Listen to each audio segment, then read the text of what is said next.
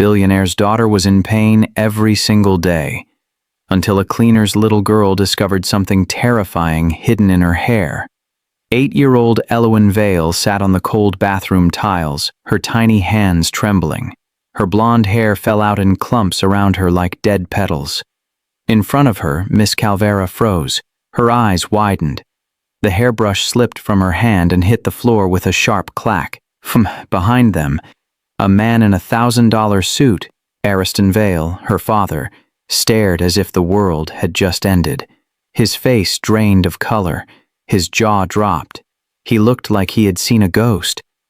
But before I tell you what the doctor found buried in Elowen's scalp, you need to understand how things got this bad. This story will break your heart, and then heal it again. Before we continue, tell me in the comments, where are you watching from, and what time is it right now? And don't forget to like and subscribe so you don't miss the rest of this story. Now, let's go back. Elowen sat on the bathroom floor. 8 years old, blonde hair falling out in clumps. She held a hairbrush, every bristle packed with strands. Her hands shook as she lifted it to her head. One stroke. Pain shot across her scalp like fire. She bit her lip hard. No crying. Miss Calvera hated crying. More hair came out.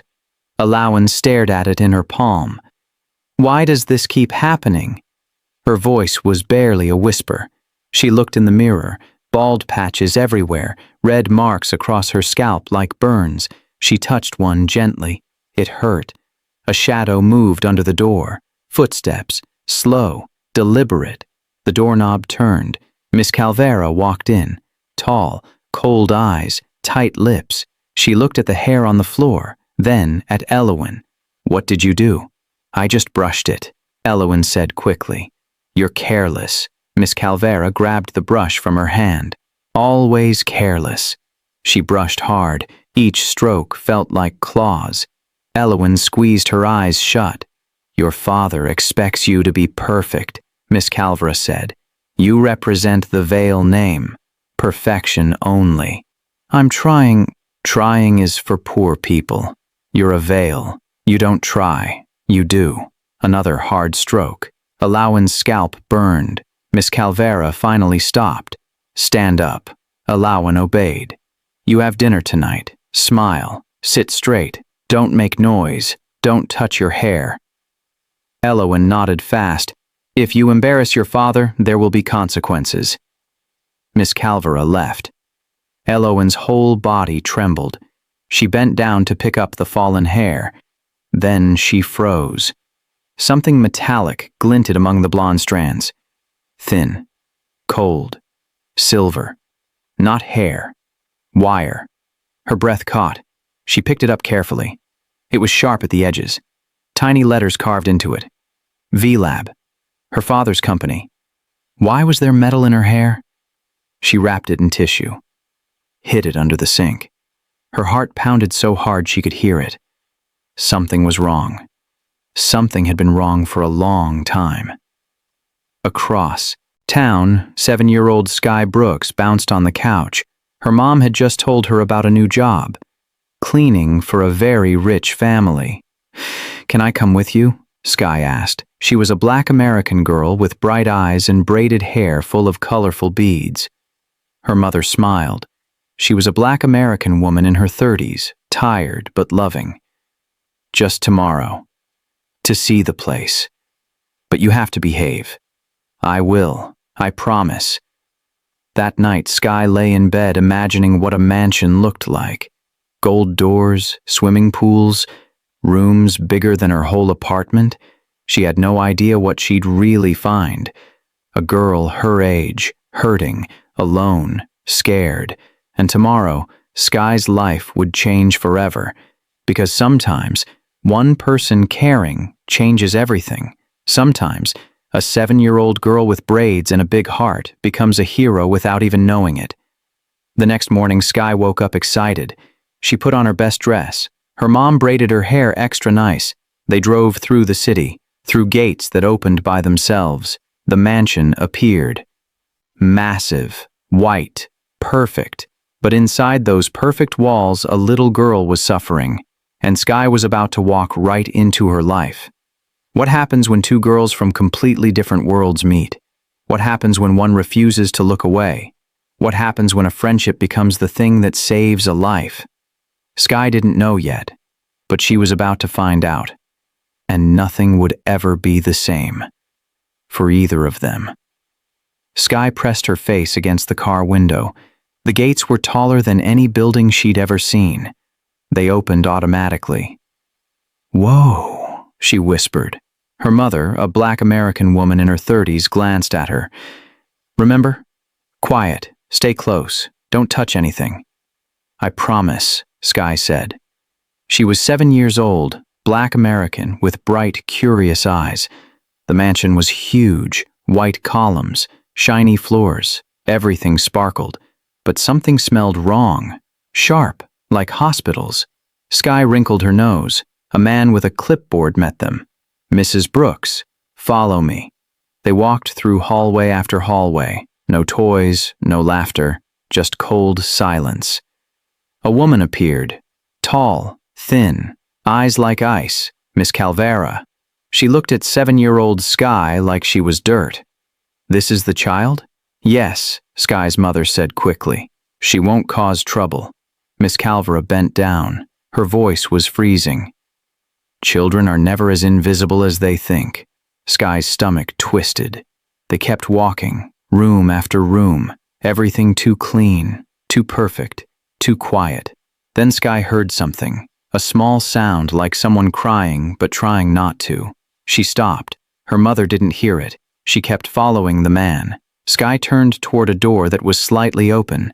Inside, a girl sat on the floor, knees pulled to her chest, hands covering her head, blonde hair, pale skin, 8 years old maybe. The girl looked up. Her eyes were red from crying. Sky pushed the door open slowly. The girl jumped. "I'm not supposed to talk to anyone." "I'm Sky," she said softly. "I'm 7. The girl hesitated. "Alawan. I'm 8. You look sad."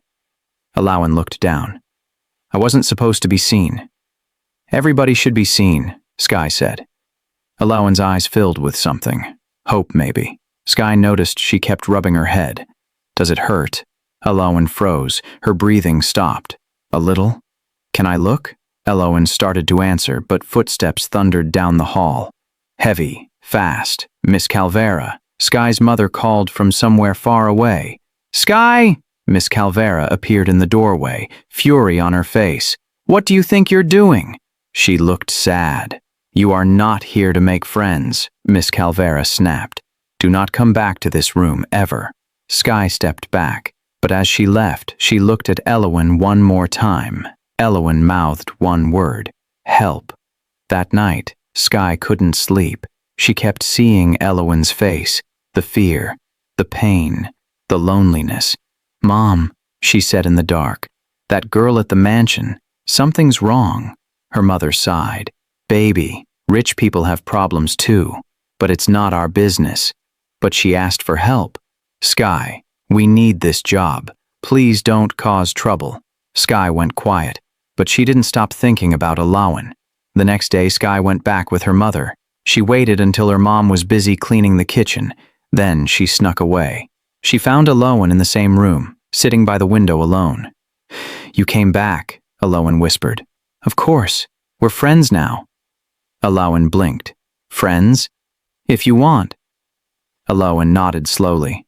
A tiny smile appeared. "I do. I really do." "Can I braid your hair?" Sky asked. "I promise I'll be gentle." Alawan looked scared, but she nodded. Sky sat behind her, started parting the hair carefully. At first, everything felt normal. Then her fingers touched something, cold, hard, metal. Sky froze. "Ellie, there's something in your hair." Alawan flinched. "Please don't tell." She said, "I'm not supposed to know." "Know what?" Alawan's voice broke. "That it's my fault. That if I was better, she wouldn't have to do this." Sky's chest hurt. "Ellie, this isn't your fault." Before she could say more, Miss Calvera's voice cut through the air like a knife. What are you touching? Miss Calvera grabbed Elowen's arm, not hard, but firm. Come with me. Sky stepped forward. Wait, she didn't do anything. You need to leave. Now. Miss Calvera's voice was ice. Sky watched them walk toward the bathroom. Her heart pounded. She couldn't just leave. She followed quietly, pressed herself against the wall outside the bathroom door. Inside, Miss Calvera's voice echoed. You let someone touch your hair. You know the rules. I'm sorry, Elowen whimpered. Sorry doesn't fix anything. Sky heard a click. Metal on metal. She peeked through the crack in the door. Miss Calvera held a small silver tool, like something from a doctor's office. Elowen sat in a chair, trembling. Miss Calvera lifted the tool to Elowen's scalp, pushed hair aside. She inserted it carefully, twisted, pulled. A thin metallic strand came out.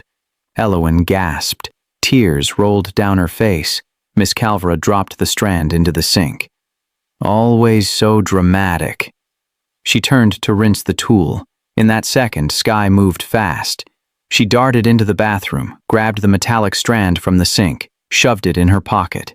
She was back in the hallway before Miss Calvera turned around. Sky ran to a quiet corner. Her hands shook as she opened her palm. The strand wasn't hair, it was metal. Thin as thread, with tiny sharp points on it, and words, carved so small she could barely read them. V-Lab Prototype 3. Sky's stomach dropped. V-Lab, Vale Lab. Elowen's last name was Vale. Her father's company did this. The next morning, Sky waited near the front entrance. A man walked past, fast, important. People followed him with papers and tablets. Ariston Vale, Elowen's father, white American businessman in an expensive suit. Sky stepped right in front of him. He almost tripped. What are you? Sky held out the metal strand. Her hand shook. This was in Elowen's hair. Ariston frowned, annoyed at first. Then he looked closer. His face changed. Color drained from his cheeks. Where did you get this? Miss Calvera used a tool. She pulled it out. It hurt Elowen bad. Ariston stared at the strand. His jaw clenched tight. He turned to his assistant. Clear my schedule. Sir, you have, now. Everyone scattered. Ariston knelt down to Sky's level. 7-year-old black American girl looking up at a billionaire. Take me to her. They ran through the mansion, upstairs, down hallways. Elowen's door was closed. Ariston pushed it open. Then he stopped breathing. Elowen sat on the floor, arms around her knees, face buried, crying silently. Miss Calvera stood over her, the silver tool still in her hand. Ariston's voice came out like thunder. What is that? Miss Calvera turned, surprised. Sir, I was just... What is in your hand? A maintenance tool. Your daughter requires regular adjustments. Adjustments? Ariston's voice shook. You've been hurting my daughter? Miss Calvera stayed calm. Discipline isn't hurt. The program requires... What program? Project Seraphim. You signed the authorization yourself 2 years ago.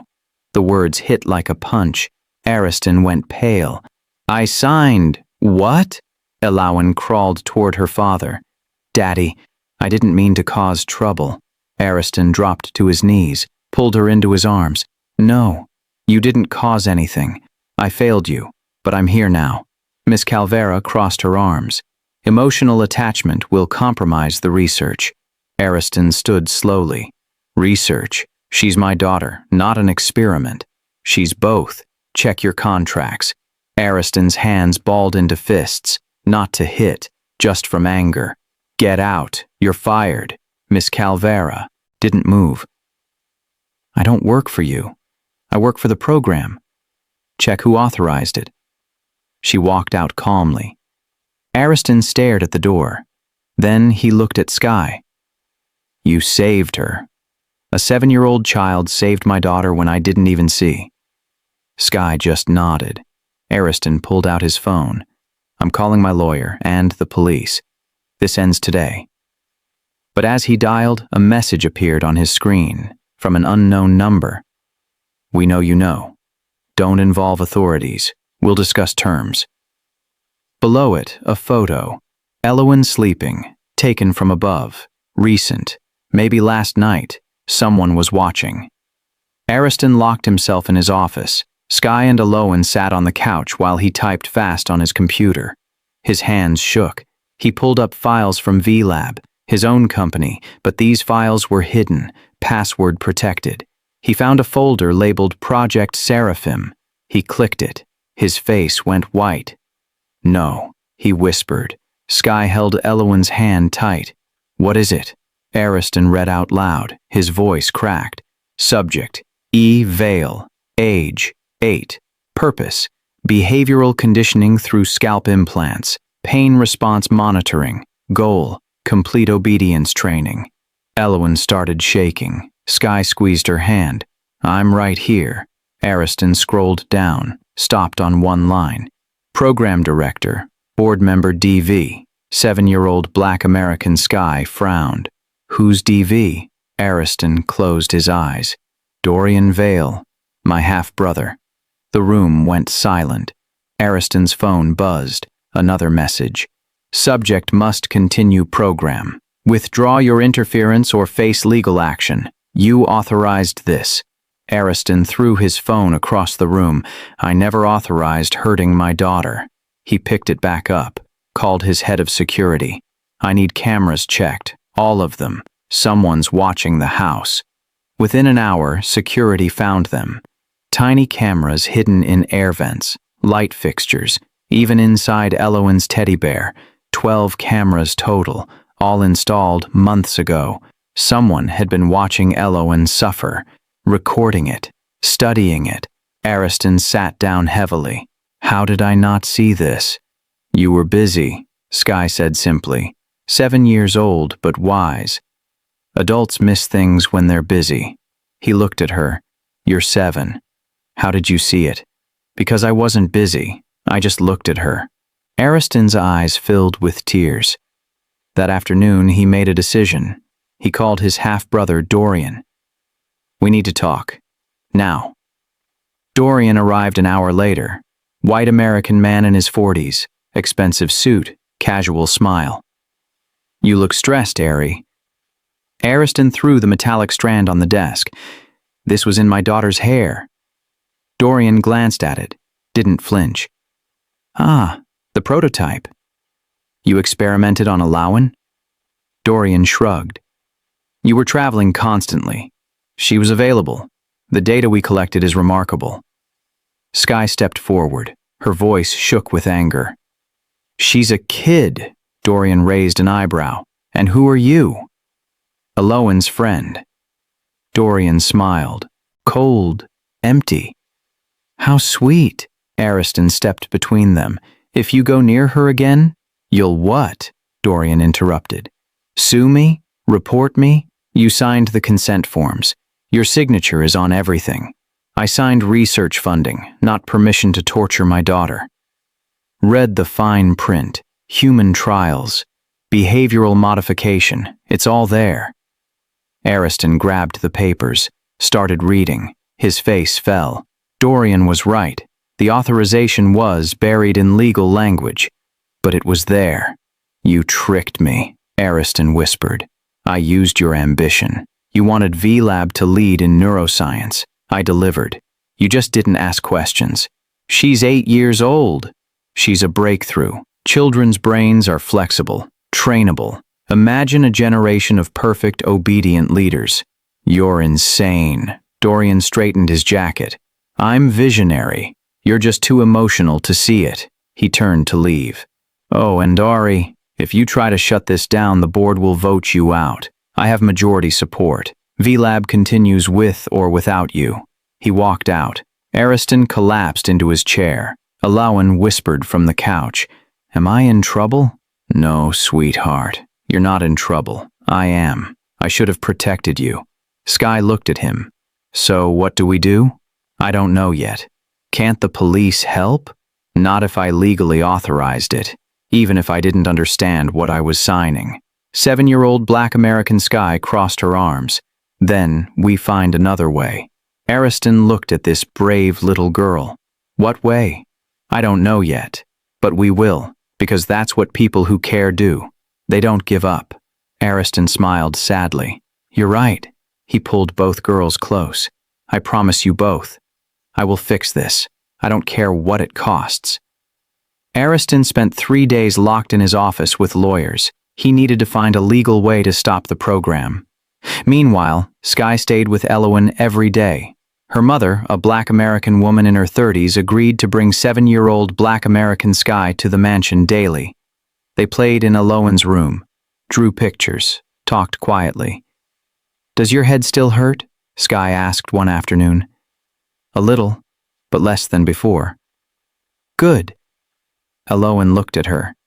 Why are you so nice to me? Because you needed a friend. But you barely knew me. Skye shrugged. Sometimes you just know when someone needs help. Elowen smiled. First real smile in months. On the 4th day, Ariston called them into his office. His lawyer sat there, an older woman with kind eyes. Girls, I need to ask Elowen some questions. Is that okay? Elowen nodded nervously. Did Miss Calvera ever explain what she was doing? She said it was maintenance, that all rich girls get it. Did it hurt? Elowen's voice got small. Every time. Did you ever ask her to stop? Once. She said pain builds character. The lawyer wrote everything down. Did anyone else know? Doctors? Staff? I don't think so. She always did it when we were alone. The lawyer looked at Ariston. This helps. But without proof of harm, it's still legally authorized research. She has scars, Ariston said, which they'll claim are normal side effects disclosed in the consent forms. Ariston slammed his hand on the desk.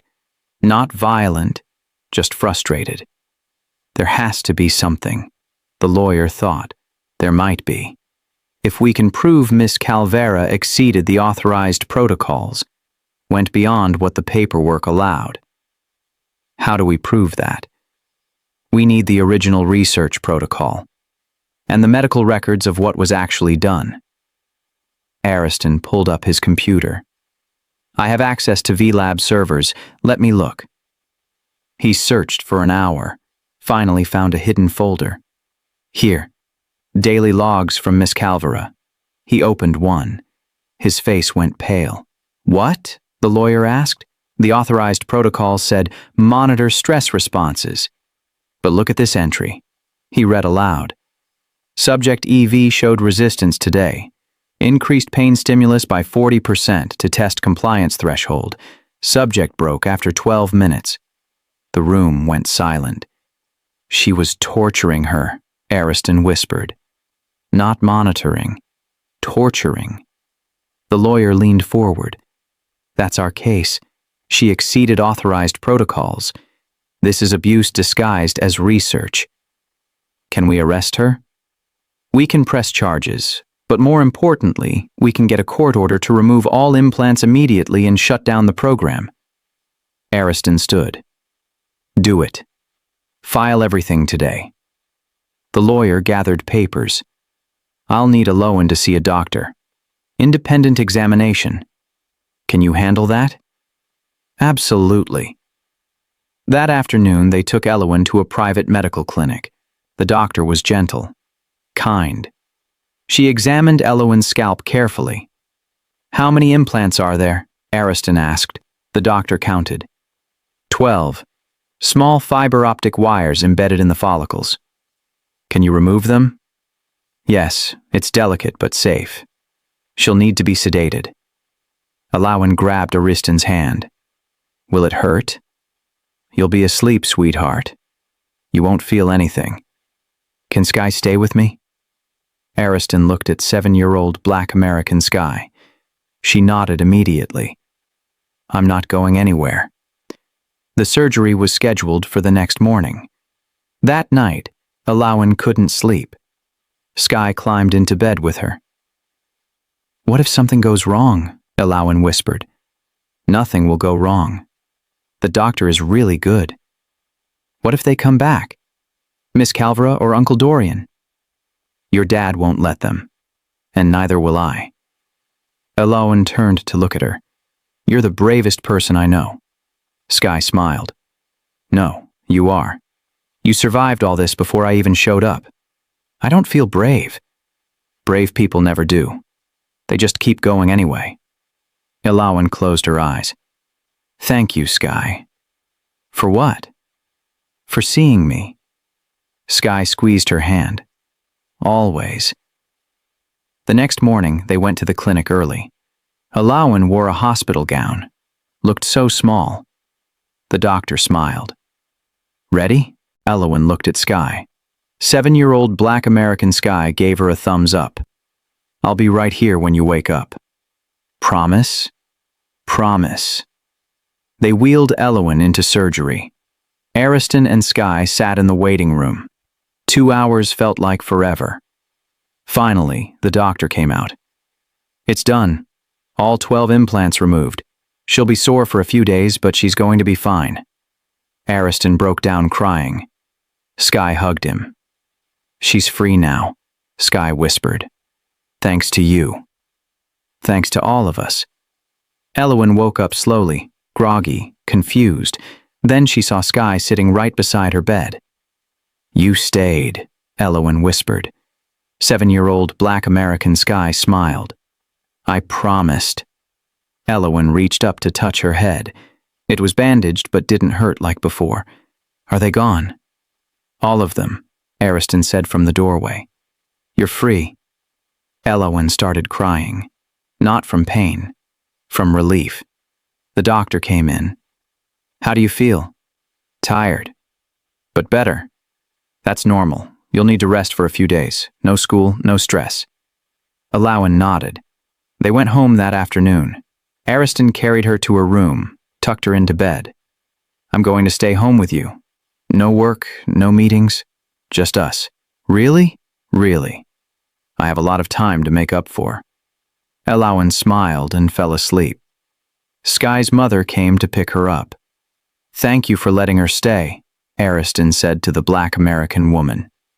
She wouldn't have left anyway, her mother laughed. That girl has a will of steel. She saved my daughter's life. Sky's mother looked at her daughter with pride. She's always had a big heart. That night, Ariston received a call from his lawyer. The charges are filed. Miss Calvera will be arrested tomorrow morning. Good. But there's something else. Dorian filed a countersuit. Claims you're destroying valuable research. Ariston's jaw tightened. Let him try. There's going to be a hearing. Judge will decide if the program continues or gets shut down permanently. When? 2 weeks. We'll be ready.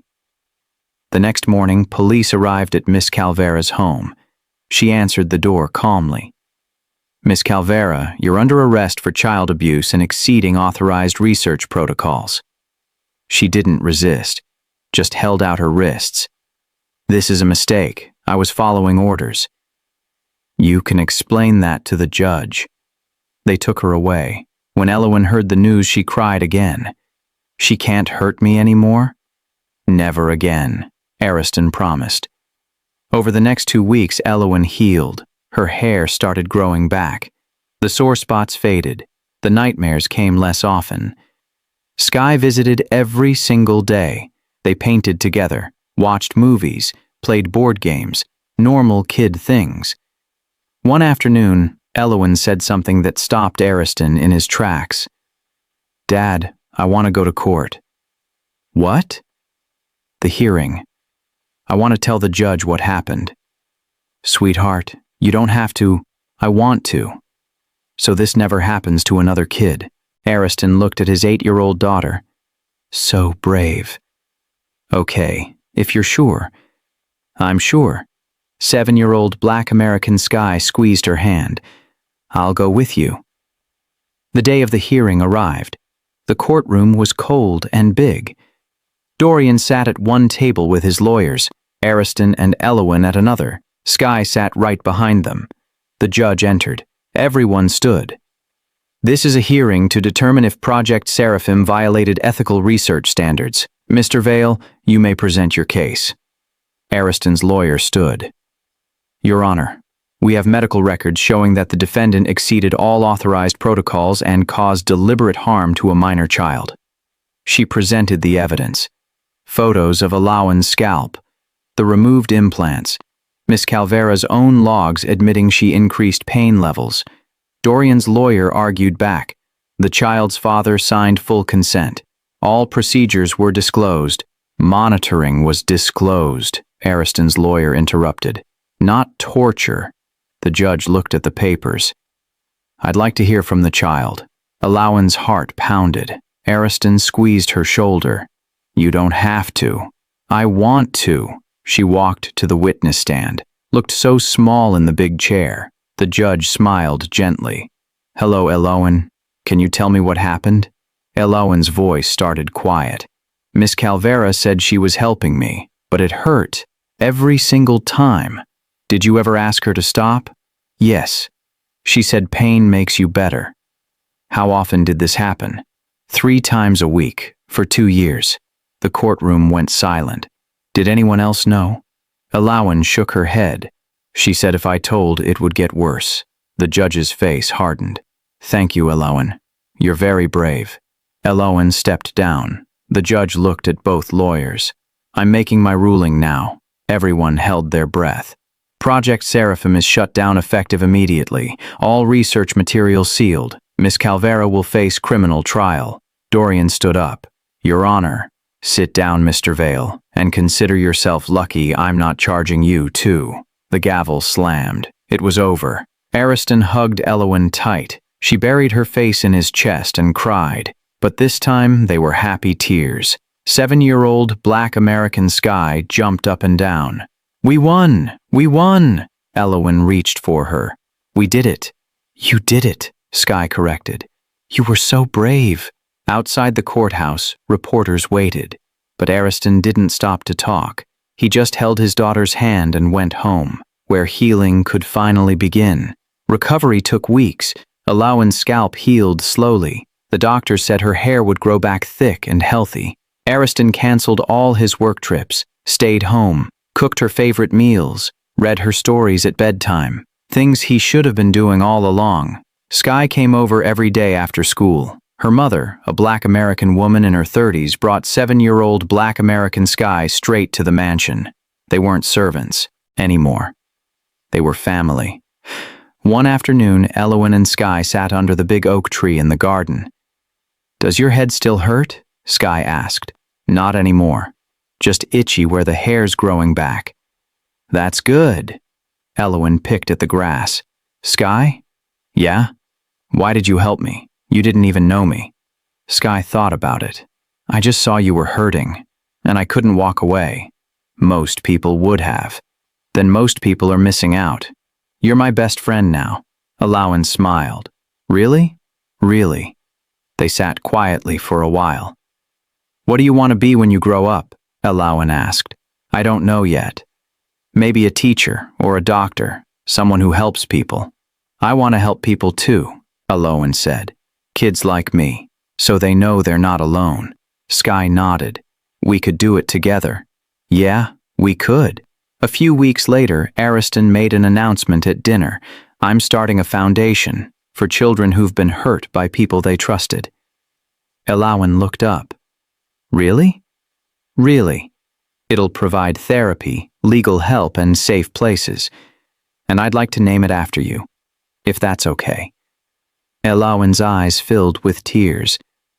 The Alawan Vale Foundation? Yes. I love it.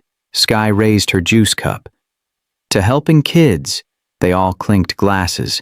That night, Alawan had her first nightmare in weeks. She woke up crying. Dad! Ariston ran in immediately. I'm here. You're safe. I dreamed Miss Calvera came back. She can't. She's in jail awaiting trial. She can't hurt you anymore. Promise? I promise. He stayed with her until she fell back asleep. In the morning, Alawan seemed different, quieter. What's wrong? Sky asked when she arrived. I had a nightmare. About her. That's normal. My mom says bad dreams happen when our brain is trying to heal. Does it get better? Yeah, it does. Elowen nodded. Okay. They decided to do something fun, something normal. They baked cookies in the kitchen. Flour everywhere. Chocolate chips more in their mouths than the dough. Ariston walked in and laughed. You two are a mess. The best kind of mess, Sky said. 8-year-old Elowen grinned, chocolate on her face. It was the most normal she'd felt in years. A few days later, a woman came to the door. She was nervous, tired-looking. Mr. Vale, I saw the news about the foundation. My daughter. She's been hurt by her coach. Nobody believes her. Can you help? Ariston didn't hesitate. Come in. Tell me everything. The woman broke down crying as she told her story. Elowen listened from the stairs. When the woman left, she came down. Dad, there are more kids like me? Unfortunately, yes. Then we have to help them all. We will. That's what the foundation is for. Elowen looked determined. I want to help too, when I'm older. You already are helping, by being brave enough to speak up. That weekend, they visited the First Foundation office. It was small but bright. Colorful walls, comfortable furniture, toys in the corner, a safe place. Elowen walked through the rooms. Kids will come here? Yes, for therapy, for support groups, for help. This is perfect. Sky pointed at a wall. Can we paint something, like a mural? What kind? Ariston asked. Something hopeful, like a sunrise, or kids holding hands. I love that idea. They spent the afternoon painting together. 8-year-old Elowen and 7-year-old Black American Sky with paintbrushes, Ariston helping with the high parts. When they finished, they stepped back, 2 painted children holding hands under a rainbow. It's us, Elowen whispered. It's every kid who needs hope, Sky said. That night, Elowen slept without nightmares. She woke up smiling. Dad, I feel different today. Different how? Lighter, like something heavy finally let go. Ariston hugged her. That's healing, sweetheart. I like it. Me too. 1 month after the surgery, Elowen looked in the mirror. Her hair was growing back, soft blonde curls. No more patches, no more pain, just healing. She touched her head gently. I'm okay, she whispered to her reflection. I'm really okay. And for the first time in 2 years, she believed it. Sky appeared in the doorway. Talking to yourself? Elowen laughed. Maybe. Good, that means you're getting confident again. They hugged. 2 girls who saved each other. 2 girls who were just beginning. 3 months later, Elowen went back to school. She was nervous. Terrified, actually. What if kids ask about my hair? She said that morning. Ariston knelt down. Then you tell them it's growing back. You don't owe them more than that. 7-year-old Black American Sky had good news. Guess what? My mom got me into the same school. We'll be together. Elowen's face lit up. Really? Really. Different grades, but same building. I'll see you at lunch. That made everything better. Ariston drove them both to school. Elowen walked into her classroom. Kids stared. A boy pointed. Why is your hair short? Elowen's stomach twisted. I had to cut it. It's growing back. Why'd you cut it? Medical reasons. The teacher clapped her hands. All right, everyone. Let's give Elowen space. Welcome back, dear. Elowen sat down. Her heart still pounded, but she made it through the morning. At lunch, she found Sky at a table. How was it? Sky asked. Scary, but okay. See, you did it. A girl from Elowen's class came over. Can I sit here? Elowen nodded. The girl smiled. I like your hair. Short hair is cool. Thanks. More kids joined the table. Nobody asked mean questions. They just talked about normal stuff. Teachers, homework, games at recess. Alawan realized something. She was just another kid here. Not an experiment, not a victim, just Alawan. After school, Ariston picked them up. "How was your first day back?" Alawan smiled. "Good, really good. I'm proud of you." That night, the Iwa Foundation held its first support group. 5 kids came, ages 7 to 12, all of them hurt by adults they trusted. Alawan wanted to attend, just to listen. A therapist led the group, kind woman with a warm voice. "This is a safe space. You can share or just listen. Whatever feels right." A 10-year-old boy spoke first. "My coach hurt me. I told my parents, but they didn't believe me at first." An 11-year-old girl went next. "My aunt was mean to me when I lived with her. She said if I told, I'd get in trouble." Then Alawan raised her hand. "My name is Alawan. Someone I trusted hurt me too. For a long time. But my friend Sky saw something was wrong. She told my dad. And now I'm safe." The other kids nodded, understanding in their eyes. After the meeting, the boy came up to Alawan. "Thank you for sharing. It helps knowing someone else gets it." "You're not alone," Alawan said. "None of us are." He smiled. First real smile, maybe in a long time. On the drive home, Alawan was quiet. "What are you thinking?" Ariston asked. "That I want to do this more. Talk to kids. Let them know it gets better. You're 8 years old. You don't have to, I know. But I want to." Ariston looked at her in the rearview mirror. "Okay. When you're ready." A few weeks later, Alawan's teacher asked her to do something. "We're doing a unit on courage. Would you be willing to share your story with the class?" Alawan's stomach flipped. "In front of everyone? Only if you're comfortable." Alawan thought about it all night. The next morning, she told Sky, "Should I do it? Do you want to? I'm scared. But yeah, I think I do." "Then do it. I'll be right there." That afternoon, Alawan stood in front of her class, 20 kids watching her. Her hands shook, but her voice stayed steady. "When I was younger, someone hurt me. I thought I'd never be okay again. But my friend believed me. My dad helped me. And now I'm here." The room was silent. "If someone's hurting you, tell someone. Keep telling until someone listens. You deserve to be safe." Her teacher wiped her eyes. "Thank you, Alawan." Kids clapped. Some came up after to hug her. One girl whispered, "My babysitter is mean to me. I'm going to tell my mom." Alawan squeezed her hand. "Good. You should." That night, Alawan couldn't stop smiling. "I helped someone today. A girl in my class." Ariston hugged her. "I'm so proud of you. I think I want to keep doing this, helping kids. Then we'll make sure you can." Sky came over for dinner. Her mother, a Black American woman in her 30s, joined them too. They ate spaghetti and laughed about silly things. Normal family dinner. After dessert, Alawan and Sky went to the garden, sat under their tree.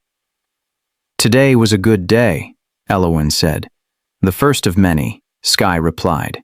"You really think so?" "I know so." They watched the sunset together. 2 girls who'd been through something terrible, but came out stronger and were just getting started. Alawan touched her head, hair growing in soft and healthy. "I'm not broken anymore." "You never were," Sky said. "You were just hurt. There's a difference." Alawan smiled. "I love you, Sky." "I love you too, Ellie." The stars started appearing. Everything felt peaceful, safe, right. And Alawan finally understood what happiness felt like. 6 months later, Alawan turned 9. Her birthday party was the first real one she'd ever had. Balloons, cake, music, friends from school, and Sky. Always Sky. 8-year-old Black American Sky helped plan everything. Open mine first, she said, bouncing with excitement. Alawan unwrapped it carefully. A journal with a lock and key. For your thoughts, Sky explained. Private ones that nobody can take. Alawan hugged her tight. It's perfect. They ate cake, played games, laughed until their stomachs hurt.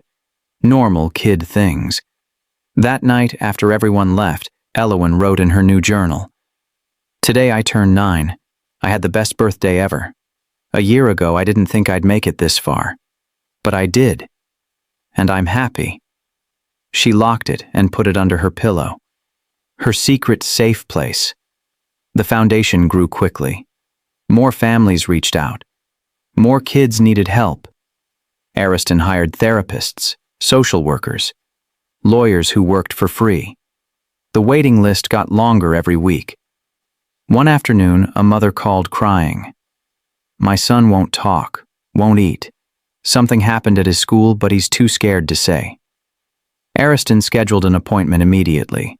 When they arrived, the boy was small, maybe 7. Eyes on the floor. Alawan was there with Sky. They were coloring in the kids' room. The boy saw them and stopped. Hi, Alawan said gently. I'm Alawan. This is Sky. Want to color with us? The boy didn't answer, but he sat down. Sky handed him a crayon. I'm doing a dinosaur. What are you going to draw? The boy picked up a black crayon, started drawing. Dark scribbles, angry marks. Alawan didn't push. She just colored beside him. After 10 minutes, the boy spoke. My teacher yells at me, every day in front of everyone. She says I'm stupid. Alawan put down her crayon. That's not okay. You're not stupid. She says I am. She's wrong, and what she's doing is mean. The boy looked up, tears in his eyes. Really? Really. You should tell your mom. She can help. The boy nodded slowly. Later, his mother took him to talk with a therapist. 2 weeks later, she called back. They moved my son to a different class. The teacher is being investigated. Thank you. Alawan smiled when she heard. We helped him. You did, Ariston said, by just being kind. That year, the foundation helped 30 kids. Some were hurt by parents, some by coaches or teachers, some by people they thought were friends. All of them needed someone to believe them, and the foundation did. In school, Alawan's confidence grew. She joined art club, made more friends. Raised her hand in class. She still had hard days, days where the memories came back, but they got fewer. One day, her teacher pulled her aside. Alawan, I want to nominate you for the school's Courage Award. What's that? It's given to one student who shows exceptional bravery. I think that's you. Alawan's cheeks turned red. I don't know. Think about it, she told Sky at lunch. You should do it, Sky said. It feels weird, like showing off. It's not showing off. It's showing other kids they can be brave too. Alawan thought about it. Okay, I'll do it. The award ceremony was 2 weeks later. The whole school gathered in the gym. The principal called Alawan to the stage. This year's Courage Award goes to Alawan Vale. Despite facing difficult circumstances, she came back to school with strength and grace. She speaks up for others. She shows us all what real courage looks like. Everyone clapped. Alawan accepted the certificate, stood at the microphone. Her voice was quiet at first, then stronger. Thank you. I want to say that courage isn't about not being scared. It's about doing hard things even when you are scared, and asking for help when you need it. She looked at 8-year-old Black American Sky in the front row. I couldn't have done any of this without my best friend. So this award is for both of us. Sky wiped her eyes. After the ceremony, kids came up to Alawan. That was really cool. You're brave. Thank you for talking about hard stuff. Alawan felt something new. Pride. Not in a bad way, but in knowing she survived something terrible and came out stronger. That night, Ariston took both girls out for ice cream. I'm proud of you both, he said.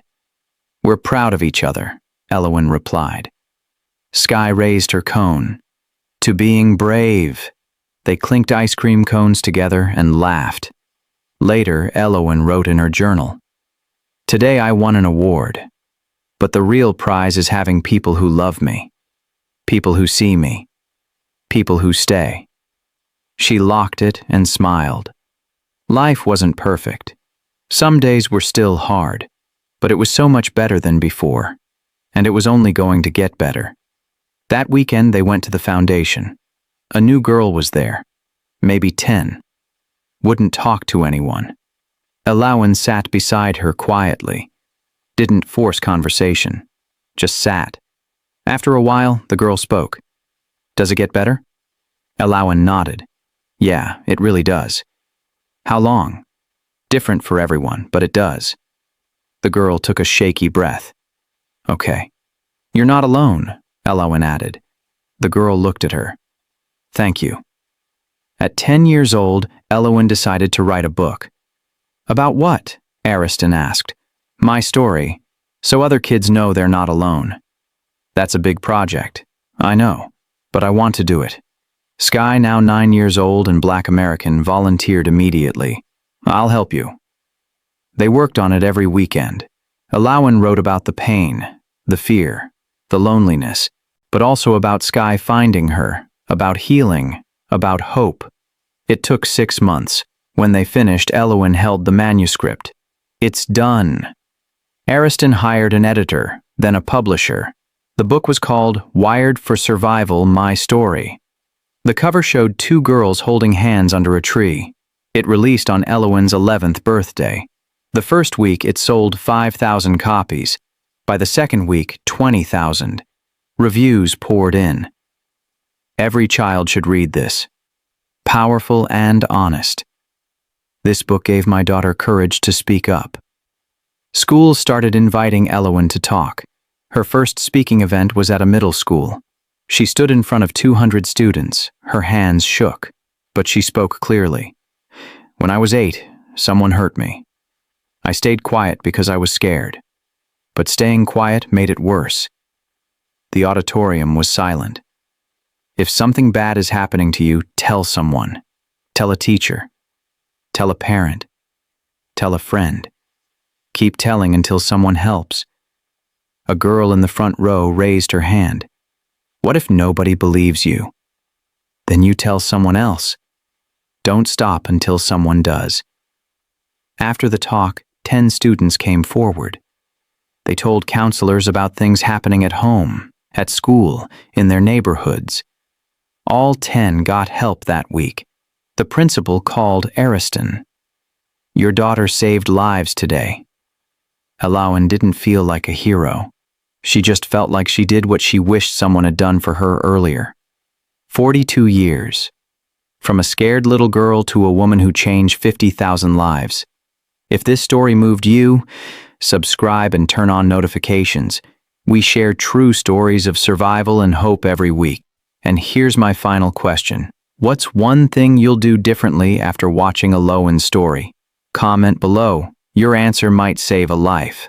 Literally. Thank you for being here until the very end. The book kept selling. By the end of the year, it hit bestseller lists. A journalist wanted to interview Elowen. Are you comfortable with that? Ariston asked. I think so. If it helps more kids. The interview aired on national television. The journalist was kind. Asked gentle questions. What do you want people to know? Elowen thought carefully. That kids aren't making things up. When they say something's wrong, believe them. What would you say to a child going through something similar? You're stronger than you think. And it's not your fault. None of it. The interview went viral. Millions of views.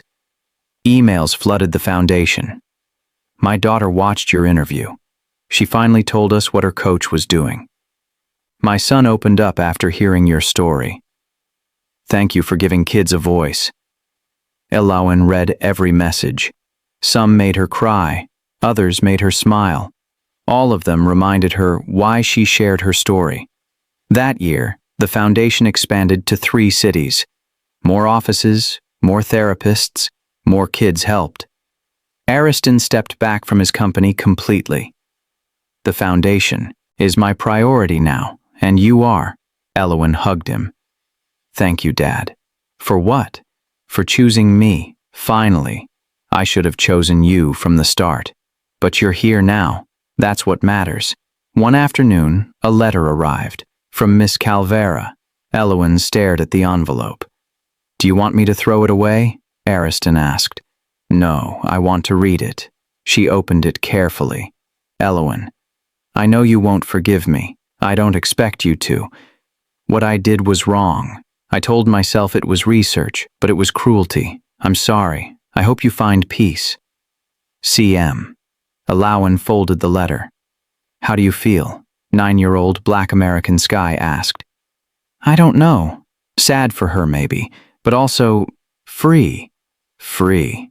She apologized, but I realize I don't need her apology. I already moved on. Sky smiled. That's real healing. Elowyn nodded. Yeah, it is. She threw the letter away. Later that week they celebrated. The Foundation's 1-year anniversary. Over 100 kids helped. Families reunited. Abusers stopped. Laws changed. At the celebration, Elowyn gave a speech. A year ago, I was just a girl who survived something terrible. Now I'm a girl who helps others survive too. She looked at Sky in the audience. None of this happens without my best friend. She saw me when I was invisible. She believed me when I felt unbelievable. She saved me. Sky wiped tears. So thank you. To everyone here. To every kid who found courage to speak up. To every adult who listened. Everyone stood and clapped. That night, Elowyn wrote in her journal. I'm 11 now. My book is helping people. The foundation is growing. I have friends. I have family. I have peace. She paused. I used to think my pain would define me forever, but it doesn't. It's just part of my story, not the whole thing. She locked the journal. Looked at herself in the mirror, hair long and healthy, eyes bright, smile real. I did it, she whispered. I survived, and I'm helping others survive too. She climbed into bed. No nightmares came, just dreams, good ones, of a future full of hope. At 12, Elowyn started middle school. New building, older kids, more pressure.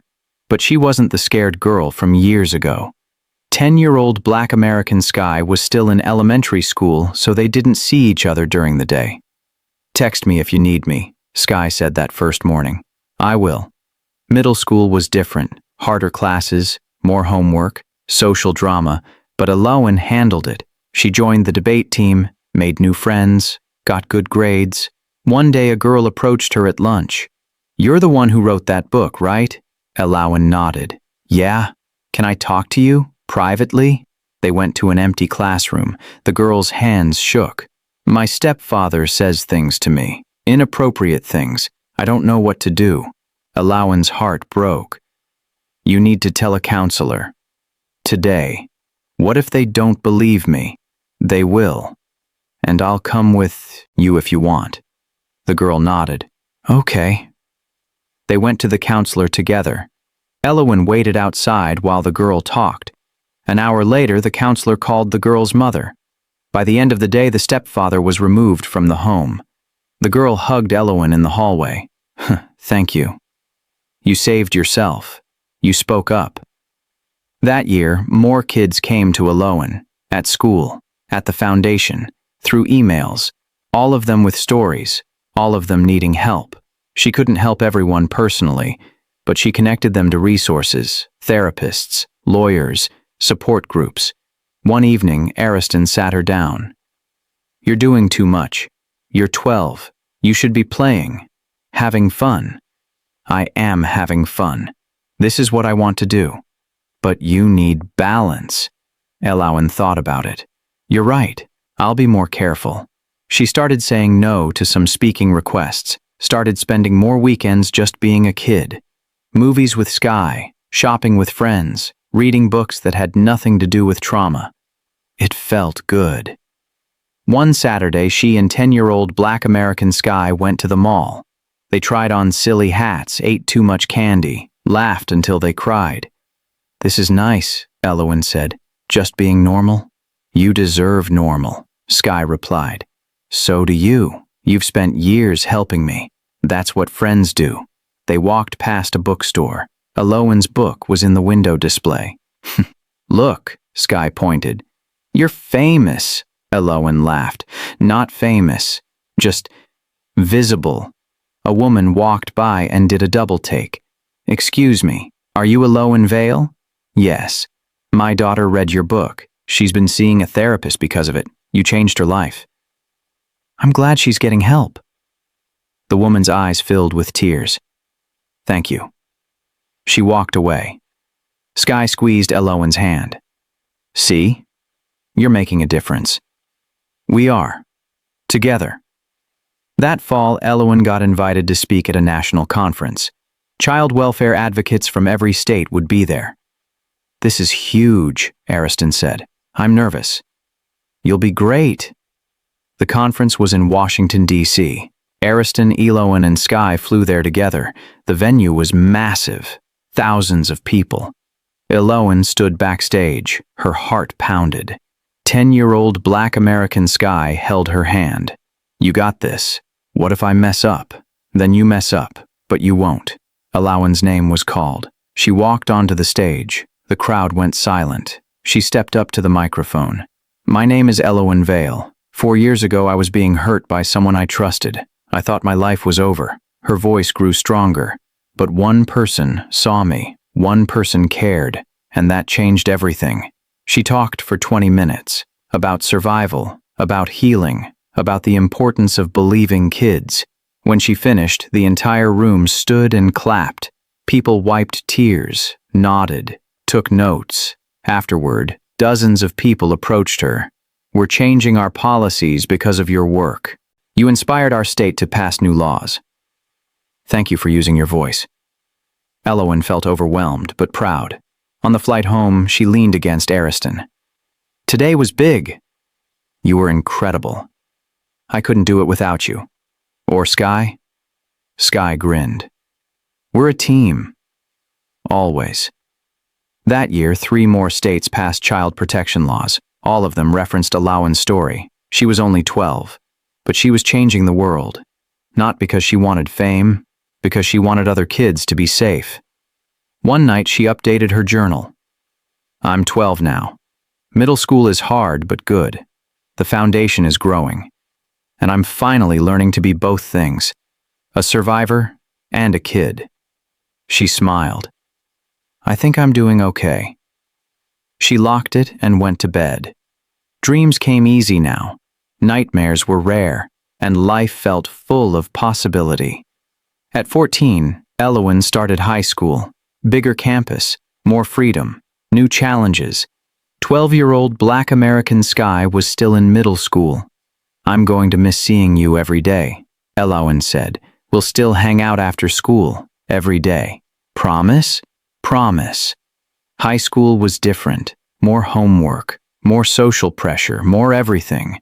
But Elowen joined the student council, made the honor roll, got invited to parties. She was living the normal teenage life she'd always wanted. One day, her English teacher assigned a personal essay. "Write about a moment that changed your life." Elowen knew exactly what to write. She wrote about the day Sky found the metal in her hair, the day everything changed. When she read it aloud in class, everyone went silent. After class, 3 students approached her. "I didn't know that happened to you. You're really brave. Can I talk to you about something?" One girl pulled her aside. "My boyfriend gets really mean sometimes. I don't know if it's normal or not." Elowen's stomach tightened. "What kind of mean?" "He calls me stupid. Says nobody else would want me. It controls who I talk to." "That's not normal. That's emotional abuse." The girl's eyes widened. "Really?" "Really, you should talk to the counselor." "Will you come with me?" "Of course." They went together. By the end of the week, the girl had broken up with him, started seeing a therapist. She thanked Alawan in the hallway. You helped me see I deserve better. You do? Everyone does. That year, Alawan's book got optioned for a documentary. A film crew wanted to tell her story. How do you feel about that? Ariston asked. Nervous? But good. If it helps more people. They filmed for 6 months. Interviewed Alawan, Skye, Ariston, doctors, lawyers. They visited the old Vale mansion, now empty and quiet. Standing there felt strange, sad but also freeing. This is where it happened, Alawan told the camera. But it doesn't define me anymore. The documentary premiered at a film festival. Alawan wore a nice dress. 12-year-old Black American Skye sat beside her. The lights dimmed. For 90 minutes they watched Alawan's life on screen. When it ended, the theater was silent. Then everyone stood and clapped. Alawan cried. So did Skye. We did it, Skye whispered. We did. The documentary released online 2 weeks later. Within days it was trending everywhere. 10 million views in the first week, 50 million by the end of the month. News outlets wanted interviews, morning shows called, magazines requested features. Alawan did a few, but not all. I don't want to be famous, she told Ariston. I just want to help. Then we'll be selective. She agreed to one major interview, a respected journalist known for handling sensitive topics well. The interview aired prime time. The journalist asked thoughtful questions. What do you want people to take away from your story? That kids tell the truth. When they say something's wrong, believe them. What's next for you? College eventually, maybe law school. I want to fight for kids who can't fight for themselves. Any advice for young people watching? Your voice matters. Don't let anyone silence you. The interview got 20 million views. That week, the foundation's phone rang non-stop. Families needing help. Donors wanting to contribute. Other organizations wanting to partner. The foundation expanded to 10 cities. More offices, more staff. More kids helped. Ariston looked at the numbers one evening. We've helped over 1,000 children now. Alawan smiled. 1,000 lives changed. Because of you. Because of all of us. That year, Alawan won a Youth Leadership Award. The ceremony was in New York City. 12-year-old Black American Skye flew there with her. This is so fancy, Skye whispered. Too fancy, Alawan laughed. When they called her name, Alawan walked on stage. She accepted the award and spoke into the microphone. Thank you. But this isn't just mine. It belongs to my best friend Skye, who saw me when I was invisible. To my dad, who chose to change. And to every survivor who found courage to speak up. The crowd applauded. After the ceremony, a woman approached them. I'm a senator. I've been following your work. Would you be willing to testify before Congress? We're drafting new child protection legislation. Alawan's eyes widened. Congress? Your voice could change federal law. Alawan looked at Skye. Skye nodded. You should do it. Alawan turned back to the senator. Yes, I'll do it. 3 months later, Alawan stood before the United States Congress. Ariston and Skye sat behind her. She spoke clearly into the microphone. My name is Alawan Vale. I'm 14 years old, and I'm here to tell you that children need stronger protections. She talked about her experience, about the loopholes that allowed it, about what needed to change. Senators asked questions. She answered honestly. When she finished, several senators stood. Thank you for your testimony. You've given us much to consider. 6 months later, a bill passed, the Alawan Act, stronger protections for children, mandatory oversight, harsher penalties for abusers. When Alawan heard the news, she cried, We changed federal law. You did, Ariston said. This will save so many kids. That's your legacy. At 16, Alawan got her driver's license. Her first solo trip? picking up 14-year-old Black American Sky for a road trip. They loaded the car with snacks and drove to the beach. 3 hours of singing off-key, laughing, being normal teenagers. When they reached the ocean, Elowen parked and stared. "I've never seen the ocean before." Sky grabbed her hand. "Let's go." They ran across the sand, jumped into the waves. The water was cold but perfect. Elowen floated on her back, staring at the sky. "I feel free," she whispered. "You are free," Sky replied. They stayed until sunset, ate tacos from a food truck, watched the sky turn orange and pink. "This is the best day," Elowen said. "We should do this more often." Deal. That fall, Elowen started thinking about college. She had good grades, great test scores, multiple scholarship offers, but she struggled with the decision. "I want to stay close to the foundation," she told Ariston. "The foundation will be here. You need to live your life." "But what if kids need me?" "Other people can help them. You've built something sustainable." She applied to colleges, got accepted to 12. Her top choice was the State University. Close to home. Great law program. She chose it. Sky was happy. "You're staying nearby?" "I can't leave you. Or the foundation. Not yet. Eventually you will. And that's okay." Elowen hugged her. "You're my person. Forever. Forever." Senior year was busy. Classes, college prep, foundation work. But Elowen also made time for normal things. She went to prom, had her first boyfriend, stayed up late talking with friends. Life felt balanced. One day her boyfriend asked about her scars. They were faint now, barely visible but still there. "What happened?" he asked gently. Elowen hesitated, then told him everything. When she finished, he was quiet. "I'm sorry that happened to you." "It's okay. I'm okay now. You're the strongest person I know." They dated for 6 months, then broke up amicably. "We're better as friends," he said. Agreed. No drama, just mutual respect. Elowen appreciated that. At graduation, she gave the valedictorian speech. "4 years ago, I started high school scared. Today, I'm leaving confident. Not because everything was easy, but because I learned that hard things don't break you. They build you." She looked at 14-year-old Black American Sky in the audience. "To my best friend, thank you for seeing me, for believing me, for never giving up on me." Sky wiped tears. "And to everyone here, whatever you're facing, keep going. You're stronger than you think." The crowd stood and clapped. After the ceremony, families took photos. Ariston put his arm around Elowen. "I'm so proud of you. I couldn't have done it without you."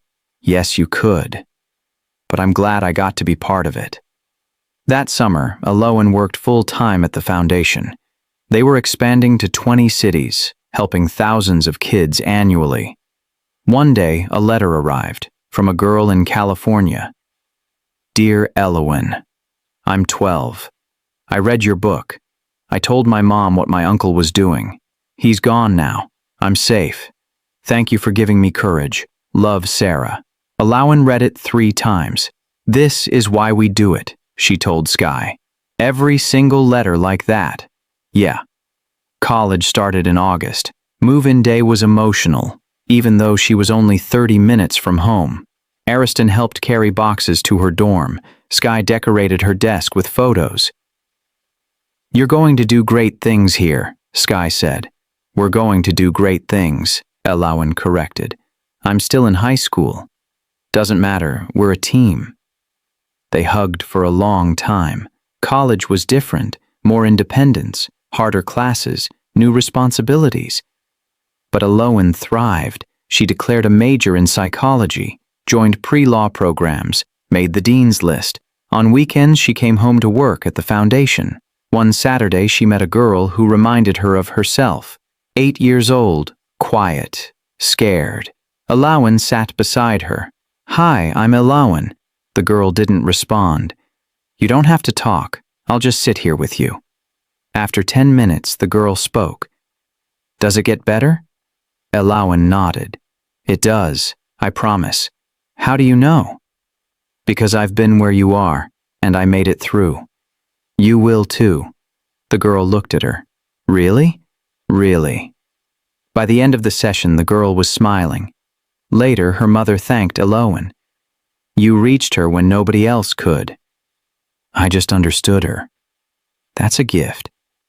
That night, Elawan called Sky. "I think I know what I want to do." "What?" "Become a child psychologist and a lawyer, so I can help kids in therapy and in court." "That's perfect for you." "It'll take years. You have time." Elawan smiled. "Yeah, I do." She hung up feeling certain. Her path was clear. She'd survived something terrible, and now she'd spend her life making sure other kids survived too. Not just survived, thrived. At 18, Elawan met someone special. His name was Daniel. He sat next to her in psychology class. Kind eyes, quiet smile. "Want to study together?" he asked one day. "Sure." They met at a coffee shop, talked about class, then about life. "What made you choose psychology?" he asked. "Personal experience. I want to help kids heal from trauma." "That's amazing. My little sister struggled with anxiety. I want to understand how to help people like her." They talked for 3 hours. When Elawan got home, she called 16-year-old Black American Sky. "I think I like someone," Sky squealed. "Tell me everything." "His name's Daniel. He's sweet. He listens." "Does he know about your past?" "Not yet." "Will you tell him?" "Eventually, if this goes anywhere." They went on more dates, movies, dinners, long walks. After 2 months, Daniel asked, "Will you be my girlfriend?" Elawan smiled. "Yes." 3 months later, she decided to tell him everything. They sat in his car after dinner. "There's something you should know about me." "Okay." "When I was 8, someone hurt me. Put wires in my head. It was part of an experiment. I wrote a book about it, started a foundation." Daniel was quiet for a moment. "Elawan, it's okay if it's too much." "No, I'm just sad it happened to you. But I'm not scared off." He took her hand. "You're the strongest person I've ever met." Elawan's eyes filled with tears. "Really?" "Really." She kissed him. It felt safe. Right. That summer, 16-year-old Black American Sky came home from a summer program. Elawan introduced her to Daniel. Sky crossed her arms. "What are your intentions with my best friend?" Daniel laughed nervously. "To make her happy." "Good answer. But if you hurt her, you answer to me." "Noted." Later, Sky pulled Elawan aside. "He's good. I approve." "Thank you. But seriously, if he messes up, I know, you'll destroy him." "Exactly." That fall, Elawan started her junior year. She was busier than ever. Classes, foundation work, relationship. But she managed it all. One afternoon, a professor approached her. "Elawan, I'm leading a research study on childhood trauma recovery. Would you be interested in joining?" "What kind of research?" "Interviewing survivors, documenting what helps them heal, creating better treatment protocols." "I'd love to." She spent that semester interviewing 50 survivors, ages 8 to 60, different backgrounds, different traumas, but all with the same core message. Being believed made all the difference. She compiled the findings into a report. Her professor was impressed. "This should be published. It could change how we treat trauma." "Really?" "Really. I'll help you submit it to journals." 6 months later, the study was published. It got attention from therapists nationwide. Schools started using it. Hospitals referenced it. Training programs adopted it. Elawan was 20 years old and already influencing professional practice. That year, the foundation reached a milestone. 5,000 children helped. They threw a celebration. Survivors came. Families, staff, donors. One woman approached Elawan. "You spoke at my daughter's school 5 years ago. She was being bullied. Your words gave her strength. She's in college now, thriving. Alawan hugged her. Thank you for telling me. No, thank you for not giving up. At the celebration, Alawan gave a speech. 10 years ago, I was 8 years old and hurting. I thought I'd never be okay. Today I'm 20. I'm in college. I'm happy. And I've helped 5,000 kids find safety. She looked at 18-year-old Black American Sky in the audience. None of this happens without my best friend. She saw me when I was invisible. She's been beside me every step. Sky wiped tears. So thank you. To everyone who believed, who helped, who refused to look away. Everyone stood and clapped. See that? Alawan just won her first real victory. But this story gets even more incredible. If you're feeling inspired right now, show some love by subscribing. It helps us share more stories like this. And comment below. What would you do if you found out a child was being hurt? Your answer might inspire someone else watching. Let's build a community that cares. That night, Alawan and Sky sat on Alawan's apartment balcony. Can you believe it's been 10 years? Sky asked. Feels like yesterday and forever ago at the same time. You've come so far. We've come so far. They sat in comfortable silence. What do you want to do after college? Alawan asked. Social work, definitely. I want to help families stay together when possible. That's perfect for you. What about you? Law school.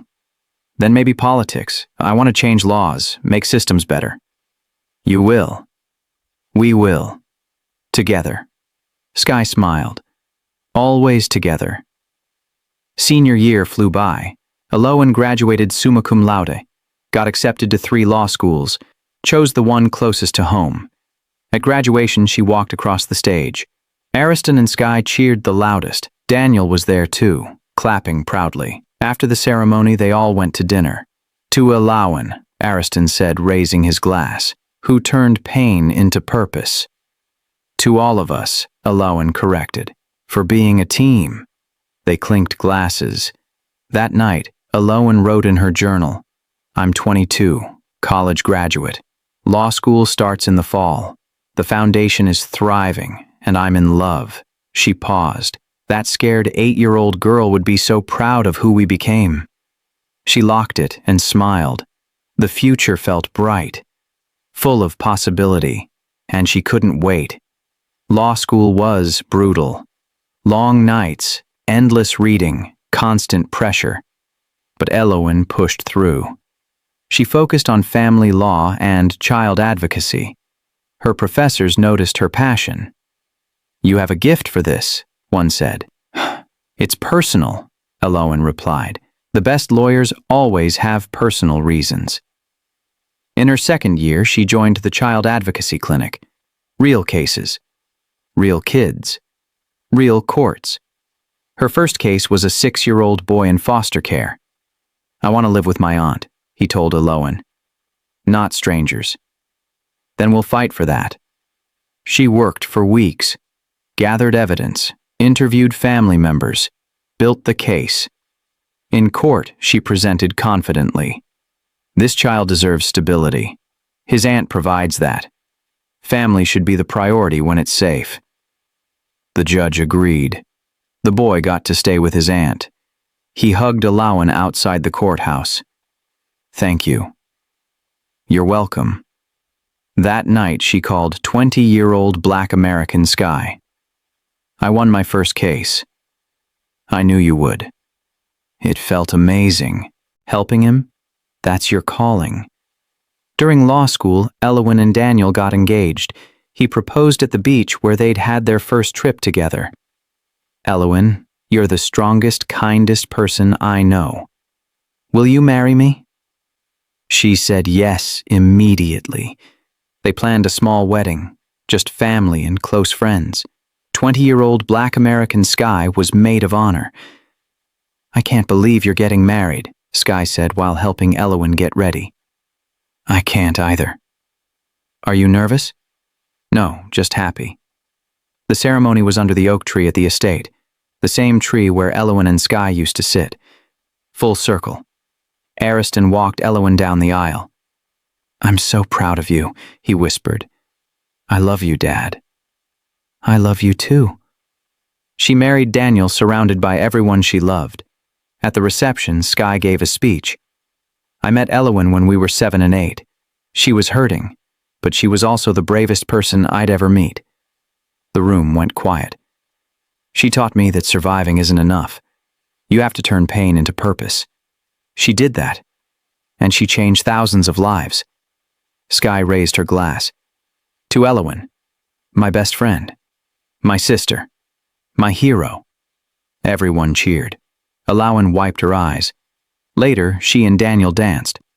"Happy?" he asked. "Happier than I ever imagined possible."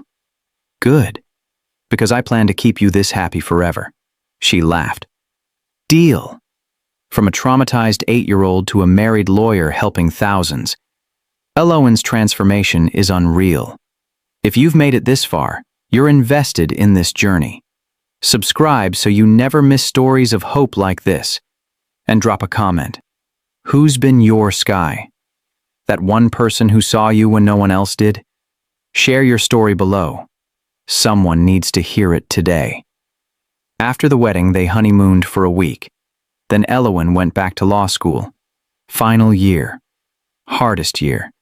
But she graduated top of her class, got job offers from major firms, but she chose the Children's Rights Coalition, a non-profit that fought for kids in court. The pay is lower, the recruiter warned.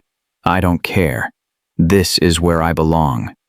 Her first day was exciting and terrifying. She got assigned to a case immediately. 12 kids in a foster system accused of neglect. She spent months building the case, interviewing kids, gathering evidence. The trial lasted 3 weeks. On the final day, Elowen addressed the court. These children were failed by the system meant to protect them. They deserve justice. They deserve reform. The judge ruled in their favor. The foster system was overhauled. The kids got compensation and therapy. One girl hugged Elowen outside. "You believed us when nobody else did.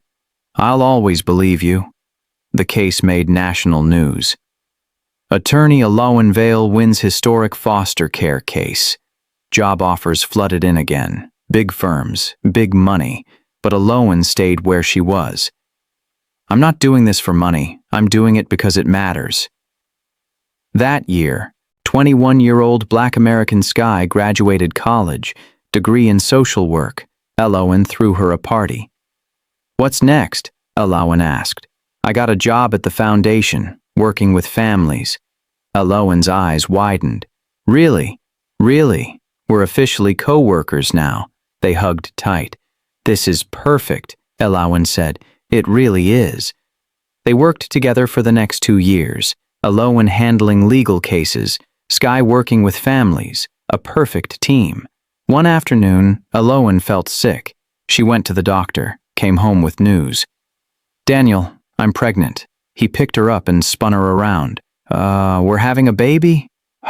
"We're having a baby." They called everyone immediately. Ariston cried. Skye screamed with joy. The pregnancy was hard. Morning sickness, exhaustion, worry. But Daniel was there for everything.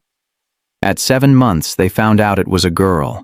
Elowen cried in the ultrasound room. "A girl. We're having a daughter." That night, she sat with Ariston. "I'm scared I won't know how to be a good mom." "You'll figure it out. Just love her. Protect her. Listen to her." "I will. I promise." They named her Maya. When she was born, Elowen held her and cried, "Hi, baby girl. I'm your mom. I promise you'll always be safe, always loved, always heard." Daniel stood beside them. "She's perfect." 23-year-old Black American Skye visited the next day.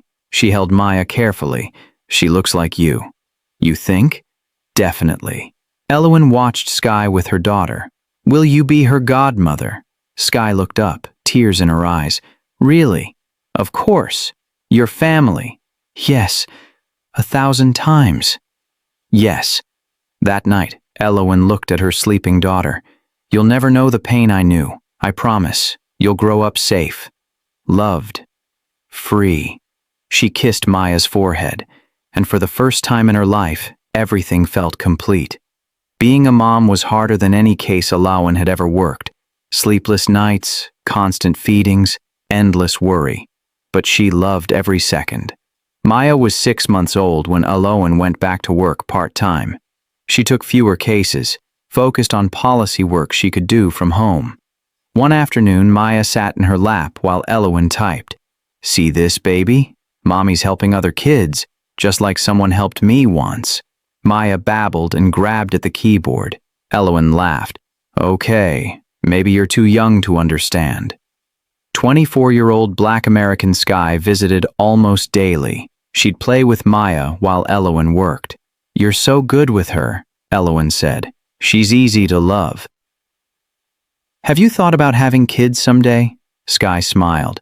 "Maybe, when I meet the right person." "You will."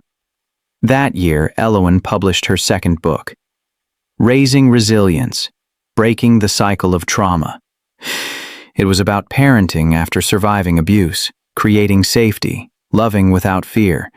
It became a bestseller in 2 weeks. Parents wrote to her constantly. "Your book changed how I talk to my kids. I realized I was repeating my parents' mistakes. Now I'm doing better. Thank you for showing a different way." Alawan read every message. One day, 2-year-old Maya asked her first big question. "Mommy, why you help sad kids?" Alawan knelt down. "Because I was a sad kid once, and someone helped me." "Who?" "My best friend Sky. She saved my life. I love Auntie Sky." "Me too, baby. Me too." At 28, Alawan argued her first case before the state Supreme Court. It was about medical consent for minors, whether kids could refuse harmful treatments. She stood before 9 judges. Her voice was steady, clear, powerful. Children are not property. They have voices, and those voices deserve to be heard. The court ruled in her favor. 5-4. It set a precedent across the state. That night she celebrated with everyone she loved. Daniel, Maya, Ariston, 26-year-old Black American Sky. "You're changing the world," Ariston said. "One case at a time. That's all any of us can do." When Maya was 4, she started preschool. Alawan was more nervous than Maya. "What if kids are mean to her?" Daniel squeezed her hand. "Then we'll handle it. Together. I just want her to be safe." She will be. Because she has us. Maya's first day went perfectly. She made friends immediately, came home excited. I painted a rainbow, and we sang songs. And I have a best friend named Emma. Alawan hugged her tight. "I'm so proud of you." That year, the foundation celebrated 20 years. 20 years of helping kids. Over 10,000 lives changed. They threw a huge celebration. Survivors came from across the country. Some Alawan had helped personally. Others she'd never met. All of them with stories of healing. One man approached her. "You spoke at my school 15 years ago. I was being hurt by my stepfather. Your words gave me courage to tell. I'm a therapist now, helping kids like me." Alawan hugged him. "That's beautiful. It's because of you." "No, it's because you chose to heal and to help others." At the celebration, Alawan gave a speech. 20 years ago, I was 8 years old, hurting, scared, alone. Today I'm 28, a lawyer, a wife, a mother, and I've helped build something that saved thousands. She looked at 26-year-old Black American Sky. "None of this happens without my best friend. She saw me when I was invisible. She's been beside me every single step." Sky wiped tears. "So thank you. To everyone who believed kids, who fought for them, who refused to give up." Everyone stood and clapped. That night, Alawan and Sky sat on Alawan's porch. Maya asleep inside. Stars above them. 20 years. Sky whispered. "Can you believe it?" Barely. Feels like yesterday you were that scared, little girl. I'm not scared anymore. I know. You're fearless now. Elowen shook her head. Not fearless. Just not controlled by fear anymore. That's even better. They sat, in comfortable silence. Do you ever wonder what would have happened if we never met? Sky asked. Elowen's voice was quiet. I don't think I'd be here. Don't say that. It's true. You saved my life. You saved mine too. You showed me what real strength looks like. They held hands, two girls who met 20 years ago, who saved each other, who built something beautiful from pain. I love you, Sky. I love you too, Ellie. Forever? Always. Inside, Maya stirred. Elowen went to check on her. She tucked the blanket around her daughter, kissed her forehead. You're so loved, baby girl. So safe. So free. Maya smiled in her sleep. Elowen watched her for a moment. This was everything she fought for. A child who would never know fear, who would grow up knowing she mattered, who would always be heard. She left the room quietly, joined Sky back on the porch, and they sat together under the stars. Two survivors, two friends, two women who proved that love wins. Always. At 30, Elowen received an invitation that changed everything. The United Nations wanted her to speak at their conference on child protection. She stared at the letter. The UN? She said to Daniel. That's huge. I'm terrified. You'll be amazing. She called 28-year-old Black American Sky immediately. The UN invited me to speak. Oh my God, when? 3 months, in Geneva. You're speaking to world leaders, Ellie. I know, that's the scary part. You've spoken to thousands before. This is different. These are people who make laws for entire countries, then tell them what you've been telling everyone else. The truth. The next 3 months, Elowen prepared. She wrote, rewrote, practiced. Daniel, Sky, and Ariston all flew to Geneva with her. Maya, now 6, stayed with Daniel's parents. The conference hall was massive. Representatives from over 100 countries. Elowen stood backstage. Her hands shook. 28-year-old Black American Sky squeezed them. You got this. What if I freeze? You never do. Her name was called. She walked onto the stage. Thousands of eyes watching. She stepped up to the microphone. My name is Elowen Vale. 22 years ago, I was hurt by someone I trusted. I thought I'd never be okay. Her voice grew stronger. But one person cared enough to look closer, to ask questions, to fight for me.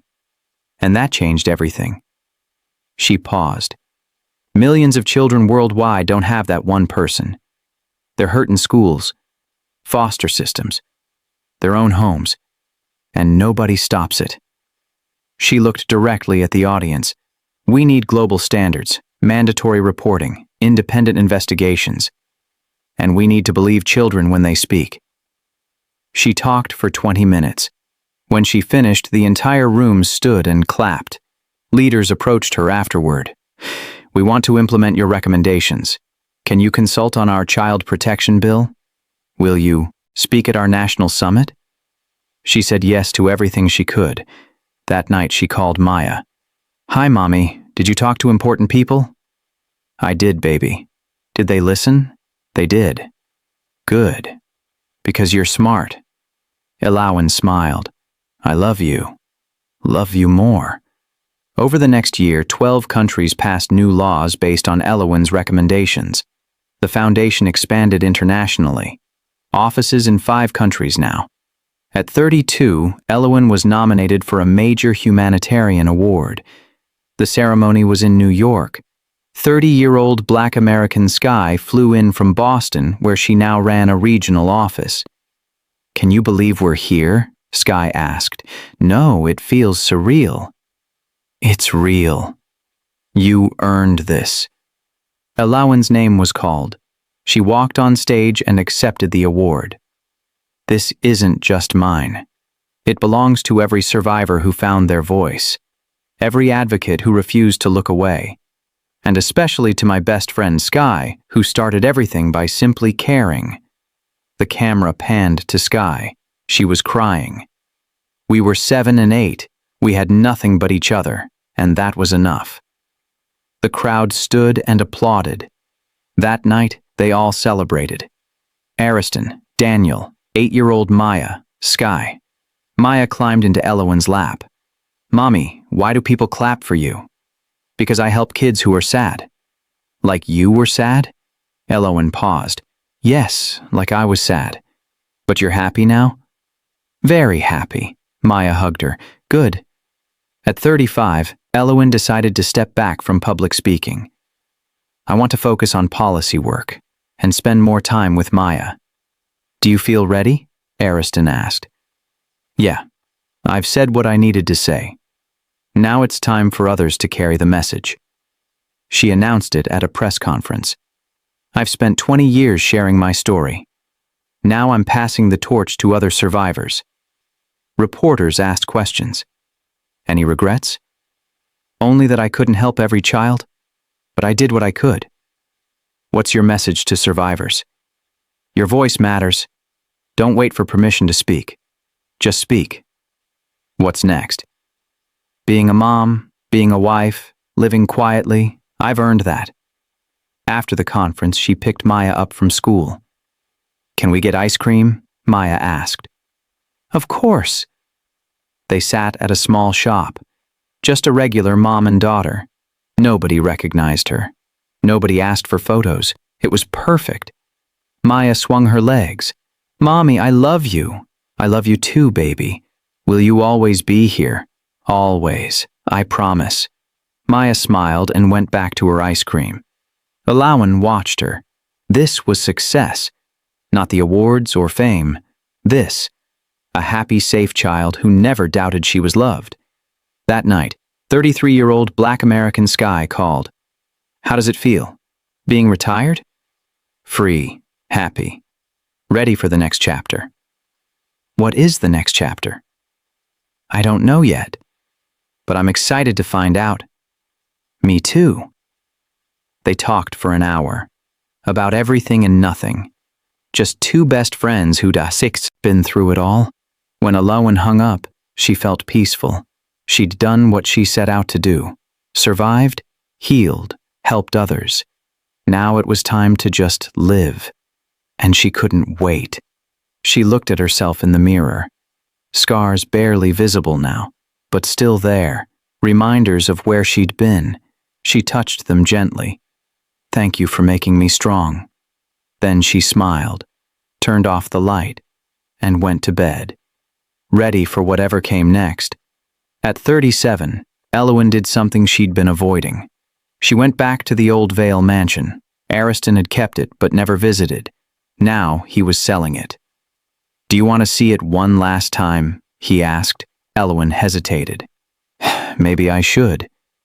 35-year-old Black American Sky offered to come. "You don't have to do this alone." "Thank you." They drove there together. The gates were rusty now. The mansion looked smaller somehow. They walked inside. Dust everywhere. Furniture covered in sheets. But the memories were alive. Elowen walked to the bathroom where it all happened. She stood in the doorway. Her heart pounded.